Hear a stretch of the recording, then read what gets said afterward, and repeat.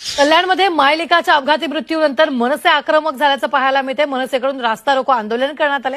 कल्याण पालिकेच्या कचरा डंपरनं मायलेकाला चिरडलं। मनसेच्या रास्ता रोकोमुळे वाहतूक कोंडी झाल्याचंही पाहायला मिळते। आत्ताच्या क्षणाची मोठी बातमी आपण पाहतोय।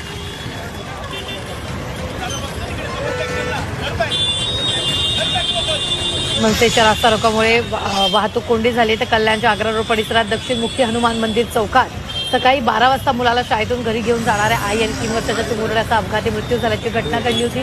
रस्ता ओलांडत असताना समोरून आलेल्या कल्याण डोंबिवली महानगरपालिकेच्या कचऱ्याच्या डंपरनं मायलेकाला धडक दिली, ज्यात दोघांचाही जागीच मृत्यू झाला। आणि या घटनेनंतर प्रशासनाविरोधात संतापलेल्या मनसेनं घटनास्थळी रास्ता रोको केला आणि रास्ता रोकोमुळे वाहतूक कोंडी झाली। तर इथला आढावा घेतलाय आमचे प्रतिनिधी आतिश बोहीर यांनी।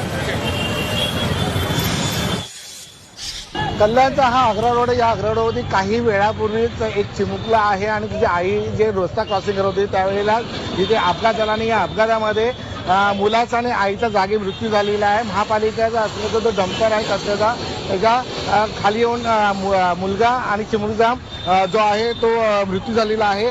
महापालिका प्रशासन आणि पोलीस यंत्रणा जे आहे तो हा रस्ता जो आहे तो आता बंद करण्याचा, जो रस्त्याचा जो मधला भाग आहे हा पूर्णतः जो पूर्ण आहे तो खुला होता। त्याच्यानंतर